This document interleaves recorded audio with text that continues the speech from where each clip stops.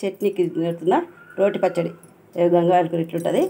రోటి పచ్చడి నూరుతున్నా కొంచెం ఉల్లిపోరక కూడా ఉంటే ఉల్లిగడ్డ పక్కకి పెట్టినా దీని ఆకులు తీసి వేసుకున్నాండి పచ్చిమిరపకాయలు చింతపండు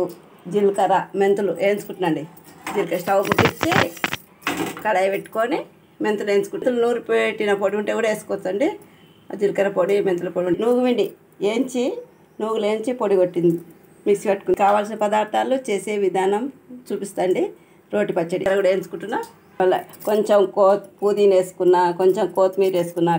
ఆకు తక్కువందని గంగవాయల కూర ఆకు తక్కువందని మిరపకాయలు కొంచెం తడిపోయినాక నూనె పోసి వేయించుకోవాలండి మీకు కారం ఎక్కువ కావాలంటే ఎక్కువ వేసుకోవచ్చు తగినంత వేసుకోండి నేనైతే 8 మిరపకాయలు వేసిన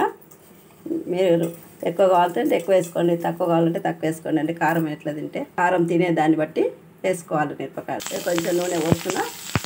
మిరపకాయలు వేయినాయండి తీసి పెట్టాలి కూర పెట్టుకుంటున్నాండి కొంచెం నూనె వేసి మూత పెడతా కొంచెం నూనె పోసుకుంటున్నా మూత పెడతా ఉమ్మగిలి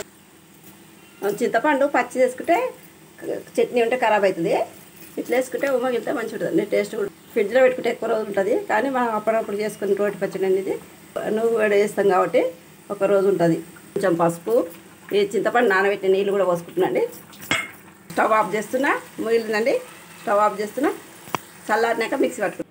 ఎల్లిపాయలు మిక్సీలో వేసుకోవడానికి ఉప్పు కొన్ని ఎల్లిపాయలు ఏవో పోపులకు కొన్ని ఎల్లిపాయలు మిక్సీ పట్టుకోవడానికి బాగా వేసుకుంటాం బాగా కలిపి మిక్సీ పట్టుకుంటున్నాండి మిరపకాయలు మిక్సీ పెట్టుకున్నా ఇప్పుడు ఆకుకూర వేసుకున్నా నువ్వు కూడా వేసుకున్నా స్టవ్ ముట్టించి పోపు గంట పెట్టుకొని ఆవాలు జీలకర్ర వేసుకొని ఎల్లిపాయలు వేసుకుంటున్నా కొంచెం మినపప్పు శనగపప్పు ఎండుమిరపకాయ